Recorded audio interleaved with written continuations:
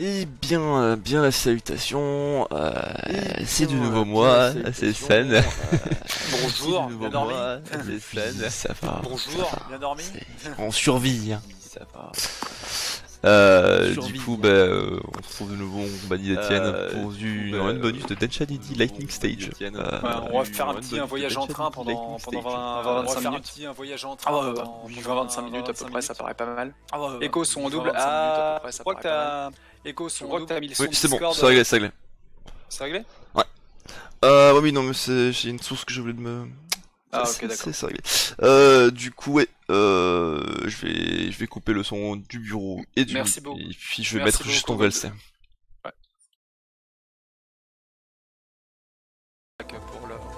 Pour l'info. Ouais, donc du coup, on voit la petite run bonus qu'on va lancer tout de suite sans trop d'explications. Le temps de laisser un peu de temps à Goldo et à Cessan de se préparer mentalement pour leur race là qui va arriver. On va en profiter pour faire un petit point général sur comment se passe ce marathon, je pense. Alors, Yep. puisque pour ce qui est de ce jeu-là, pour ceux qui connaîtraient pas ou qui regardent pas le SA, etc. Si vous voyez à peu près ce qu'est Initial D, qui est un excellent comme manga animé que je recommande énormément sur du street racing. Il y a une parodie qui existe en manga qui s'appelle Densha DD, qui est la même chose que du street racing avec des drifts et tout, etc. Mais des drifts avec des trains. Et ils en ont fait un jeu. Des grands Drifto. Donc du coup avec des avec des drifts de train sur des rails et tout. Et ça a donné ce jeu-là. Il y a une communauté speedrun assez bien développée d'ailleurs sur les jeux de Densha DD. Donc du coup, Trop bien. mais surtout que c'est une run genre qui s'apprend en, je pense. Alors Soma l'a appris, c'est m'a pris le WR après, je crois, après l'avoir appris en un week-end et avoir grindé même pas une semaine. Genre, et puis je l'ai repris et puis il l'a repris, etc. Jusqu'au moment où il a fait un temps tellement abusé à un endroit qu'il a skippé une cutscene sans le vouloir, ce qui fait qu'il était plus éligible pour la glitchless. Donc le mec est devenu tellement bon qu'il réussit à glitcher le jeu et à skipper des cutscenes sans utiliser les outils qu'on utilisait pour glitcher le jeu, c'est-à-dire des speed boosting ou etc. quoi. Speed Drifto. Avec C'est tellement bien. Et tout. Par contre, le jeu est blindé de musique originale créée par des gars qui font de l'Eurobeat sur YouTube, notamment Odyssey et Denis. Et les sons sont géniaux. Alors, premier virage sur lequel je dois faire un peu attention. Du coup, les Ninja qui font penser un peu à l'ambiance de One Gun Midnight par exemple, pour le coup. Je sais pas si tu connais. Ah, pas du tout. C'est une voiture qui roule sur les, je sais quoi, c'est sur l'autoroute de Shinjuku ou un truc style. Et genre toutes les nuits elle arrive et puis elle fait des courses contre d'autres bagnoles. Ah d'accord. C'est un peu comme Ninja Didi mais avec une bagnole très précise. C'était une très vieille version d'une. C'était quoi? Je regarde, c'était quoi le nom de la bagnole? Je vais dire tout de suite d'ailleurs. J'esquive ce petit pont vert là, en revenant sur ma ligne. Non, bah oui, si vous connaissez pas Initial D, par contre, je recommande énormément le manga et l'anime, qui est relativement facile à trouver, qui est génial à suivre. Il est fini d'ailleurs, hein, il y a 6 saisons, pardon. La 6ème saison ne dure que 3 épisodes. Le final. Voilà, il conduit une Nissan 300ZX Z31 et du coup on l'appelle la Devil Z. C'est une bagnole qui est maudite et mais qui est vachement balèze pour le coup. Et puis du coup il va avoir des crashs, il va avoir plein de trucs qui vont lui arriver. Ah.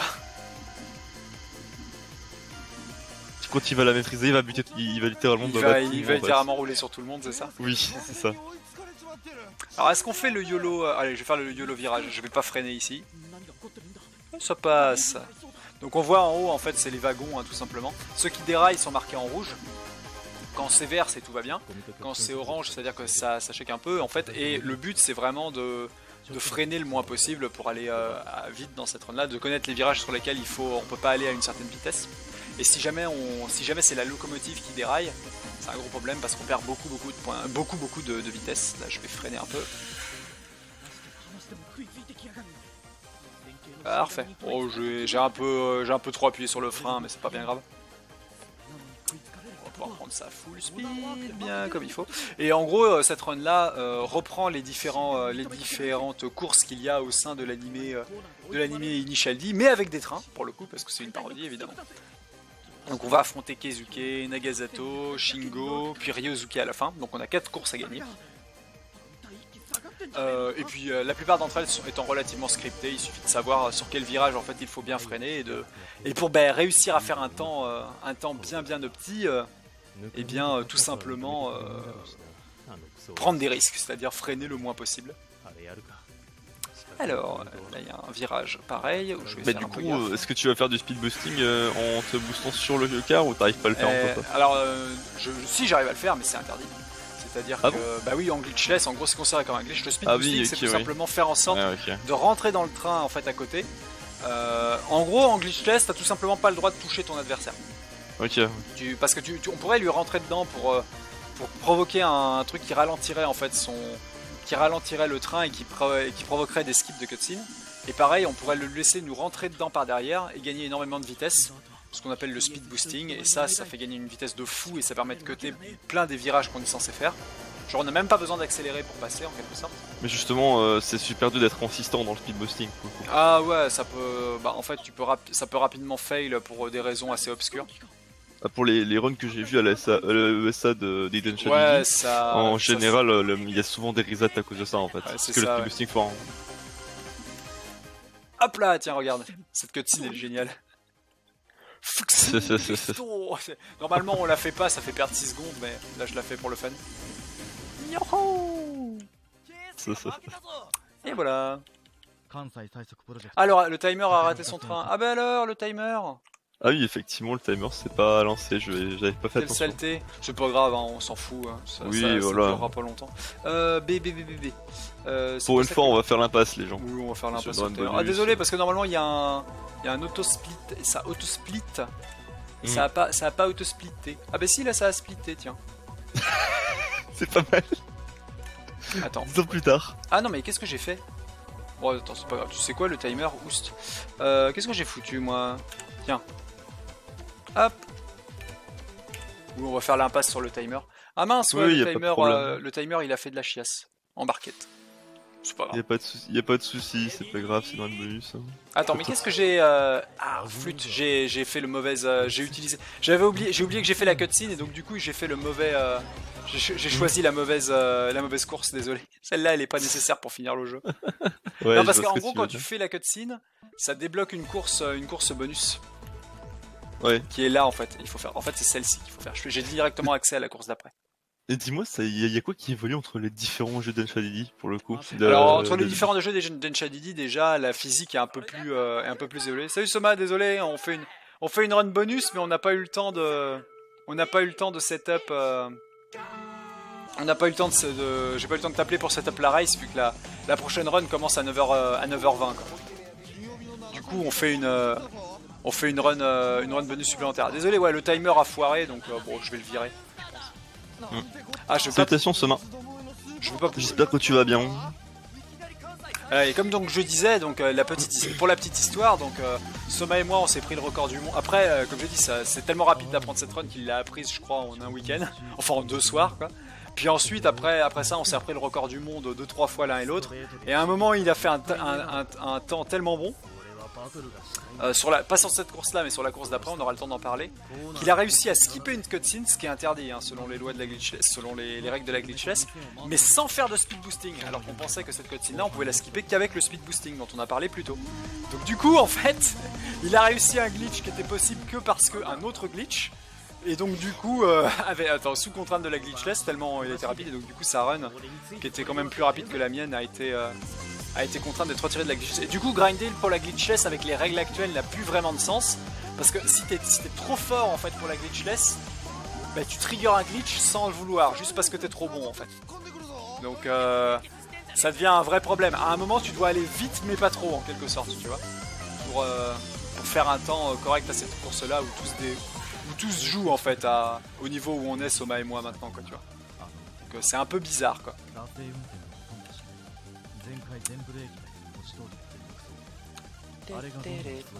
Alors Nakazato qui va être la seule course un petit peu différente des autres, c'est-à-dire que pour gagner cette course-là, il faut pas aller au bout de la course, il faut trigger une cutscene contre lui.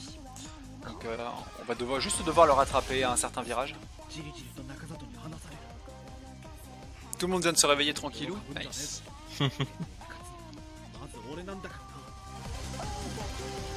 Je sais plus où j'ai mis la version modifiée que m'avait filé Lord Mo, l'un des runners de Densha DD. Il avait modifié une version de mon jeu en gros pour intégrer le timer de l'ESA en bas à droite ou faire des trucs sympas. Ouais, Lord Mo est un... Et bah c'est l'un des principaux runners de Densha quoi. Parce que c'est aussi un runner de Yakuza. Ouais, c'est un runner de Yakuza, c'est aussi un runner de GTA. C'est un gros speedrunner, mais c'est un énorme mimer aussi. Pour le coup.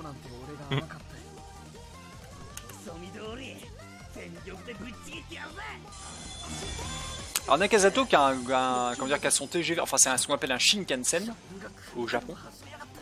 Un gros TGV noir, un gros train noir comme ça, très rapide et qu'il a boosté avec des pièces de voiture apparemment.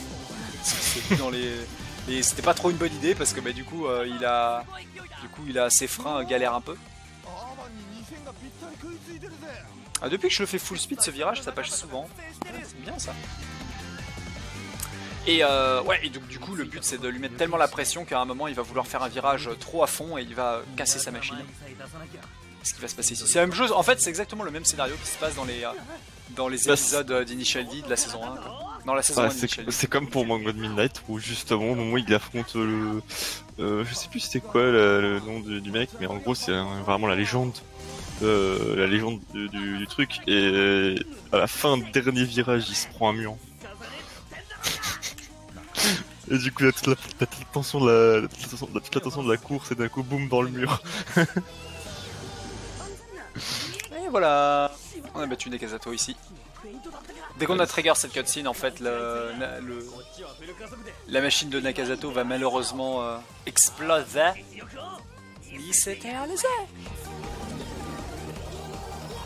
En même temps, quand tu vois comme ils sont boostés, ça n'a aucun sens, ça. Mais les cutscenes sont sympas dans ce jeu-là. Après, il faut faire attention parce que des fois, quand on skip des cutscenes pendant les slow motion des cutscenes, ça peut activer le slow motion pendant le gameplay.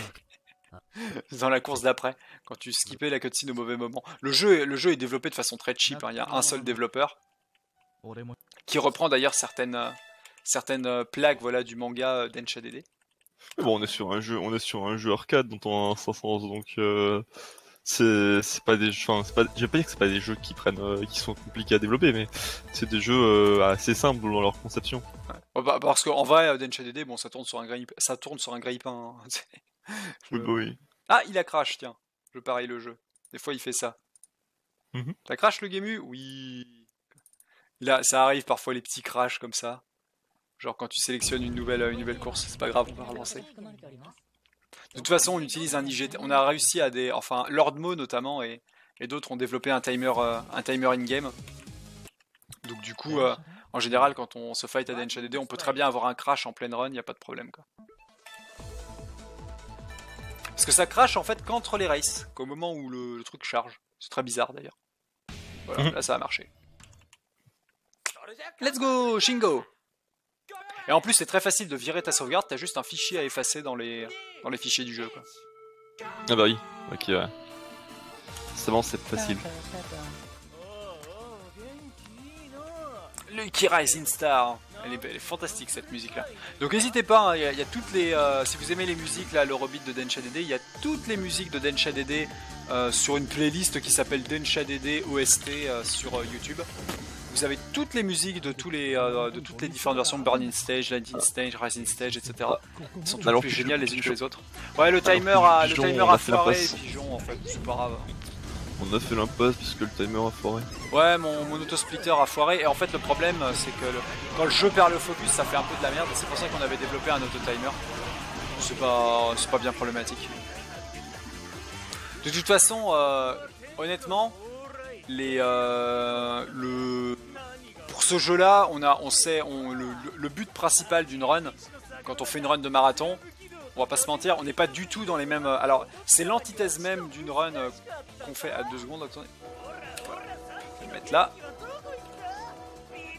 j'ai pas perdu à cette vitesse, je crois. Ouais. Faut juste que je sois juste derrière Shingo comme ça. J'ai mis un petit coup de frein pour être sûr d'être derrière lui, pour trigger les cutscenes correctement. Oui, je disais donc, la première chose qu'on essaye de faire quand on fait une run marathon de Denshi ADD, c'est de pas crever en fait, juste de réussir chaque course du premier coup, et là on est forcément dans les estimates. C'est pour ça que des races en fait sont potentiellement sympas, je pense, sur ce jeu là, parce que ça oblige à, ça force à l'erreur en fait le gars en face, que tu es forcé de prendre des risques.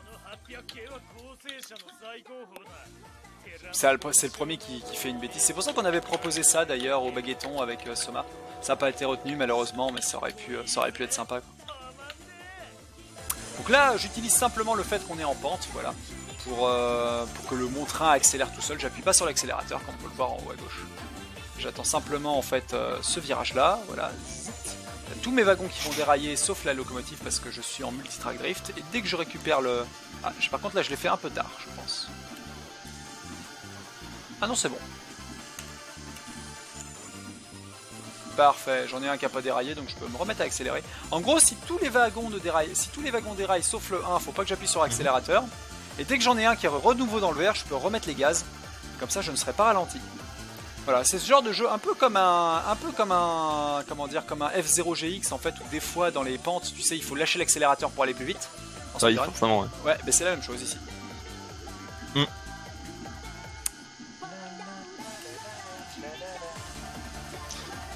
Ouais, ça fait là, pour je me remets en drift sur la ligne de gauche, parce que j'ai envie de passer ici sur la gauche, voilà.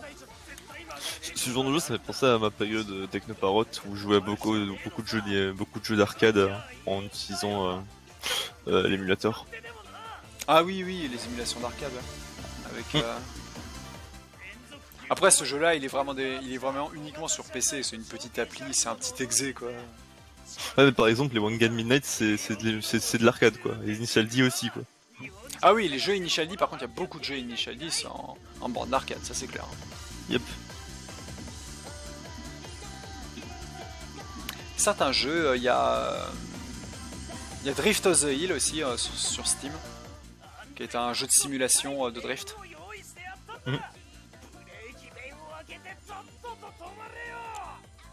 Oh oh, j'ai fait une petite erreur. Ça se voit, il a tapé un sprint l'autre. Ouais, non, j'ai fait une petite bêtise sur le... En gros, j'ai laissé l'accélérateur au moment du... Pas grave, on va... C'est bon. Il faut y aller pour perdre contre l'IA, non? C'est assez facile en fait de perdre contre Shingo, il suffit de faire une erreur dans cette section là. Okay. Ah bah un peu comme ça. Non, ça devrait le faire parce que j'ai juste touché l'arrière. On voit l'arrière qui en fait, vole. malheureusement je vais trigger le... Bah tiens voilà, c'est une bonne façon de me montrer. Ça, ce que je viens de faire là, ça c'est interdit en glitchless, normalement. Ça a été interdit en glitchless parce que là il y a une cutscene qui ne s'est pas produite parce que j'ai été trop rapide dans cette section là. Ok, ouais. Tu vois à quel point c'est facile à trigger, c'est juste en faisant les freins en fait au bon moment. Et ça c'est ce pourquoi Soma en fait a pas eu le WR malheureusement. Non. Ici. C'est mais t'as vu à quel... Là je comptais pas le faire en fait parce que j'ai voulu freiner un peu plus.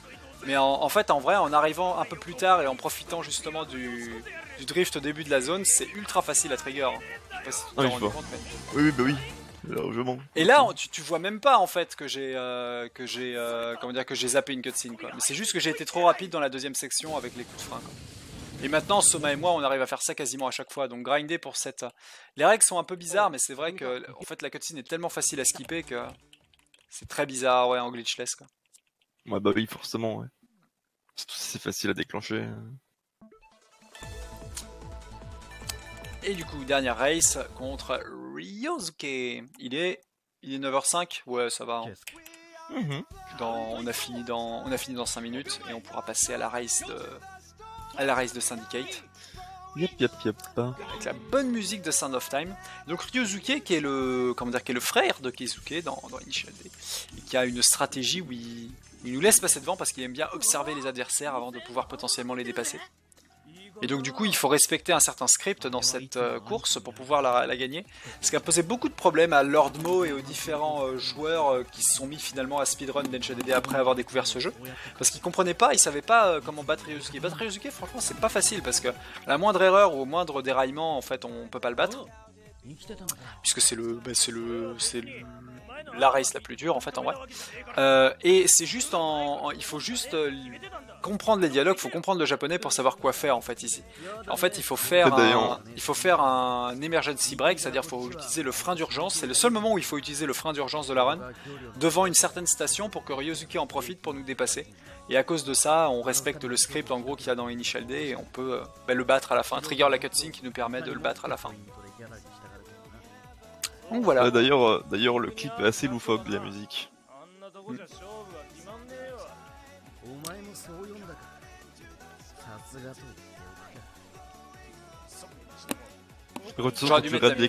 J'aurais dû mettre la musique plus fort. Ouais. De toute façon, quand tu regardes les clips de Robit en général, c'est toujours what the fuck. Ouais, c'est toujours bien what the fuck. C'est la musique qui est bien. Ouais, bah ouais. See you shine. Alors là, je vais pas faire de multitrack drift là sur la gauche comme j'avais l'habitude de le faire ici. Ça déclencherait une cutscene en trop qui nous ferait perdre du temps. Je vais simplement aller tout droit. Oui, j'avais pas expliqué ça d'ailleurs, concept de base, mais on va un tout petit peu, le train va un tout petit peu plus vite quand on est en multitrack drift comme ça. On le voit. Hein. Quand on drift sur le côté comme ça, on va un tout petit peu plus vite. Donc on tente de le faire le plus souvent possible. Yep. Avec ce bon petit effet de vitesse.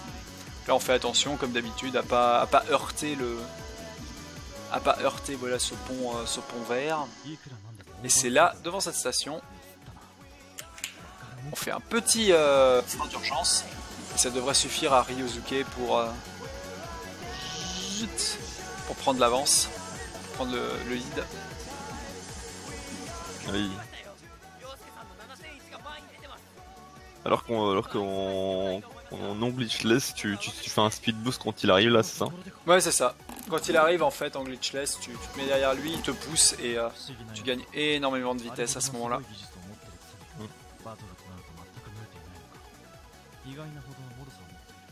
Ça va même encore plus vite parce que du coup il ne ralentit pas dans la dernière cutscene qu'on est censé trigger pour pouvoir le battre justement. Alors là attention parce que je vais faire... Il y a aussi un moment dans une des courses où t'arrives sur un pont et tu peux te casser la gueule facilement. Oui, c'est là on l'a passé, c'est le petit pont vert relativement...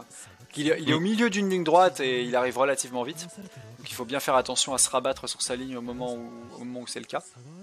Pareil, il y a il va y avoir un virage ici sur la gauche qui est assez complexe en fait à gérer optimalement. C'est celui qui me faisait pas mal peur à l'ESA quand je l'ai fait au Dunspad. Là, je l'ai fait avec 4 coups de frein. Ah c'est bon. Okay. Voilà, c'est que en fait ce dernier virage là sur lequel j'ai freiné, c'est très important de pas trop freiner dessus parce qu'il me faut cette cutscene là en fait. Il faut que je trigger cette cutscene là. Si je la vois pas, ça veut dire que je battrai pas Ryosuke. Parce que sinon en fait je ne pourrais pas réussir le drift extérieur que j'ai besoin de faire pour le battre à la fin de la race.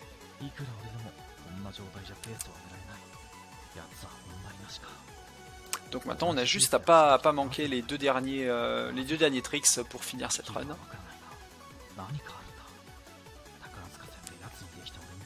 Enfin, il chuchote tout le temps Ryosuke quand il réfléchit et quand il met au point son plan.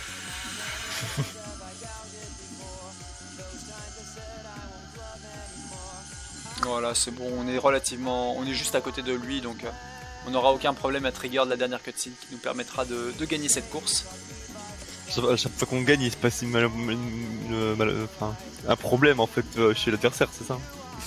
C'est ça. Bah en fait c'est pas ça, c'est que tu mets tellement la pression et que t'arrives en fait à faire des techniques suffisamment en fait impressionnantes pour que il n'arrive plus en fait à suivre et à maintenir le rythme pour tenir justement ton skill de conducteur.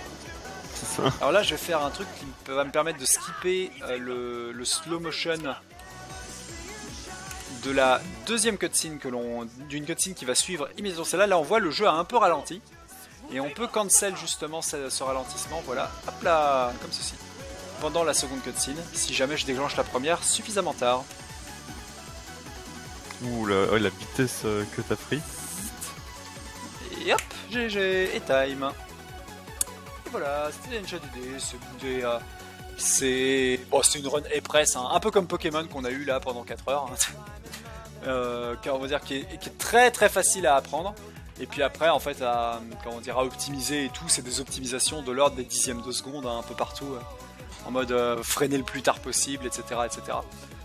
Donc voilà, on va pouvoir passer immédiatement à la race de Syndicate. Donc on vous laisse. GG. Et puis GG. merci pour les GG et puis bonne suite de marathon les gens. Et la petite run bonus. Yep, petite run bonus bien sympathique. On se retrouve tout de suite.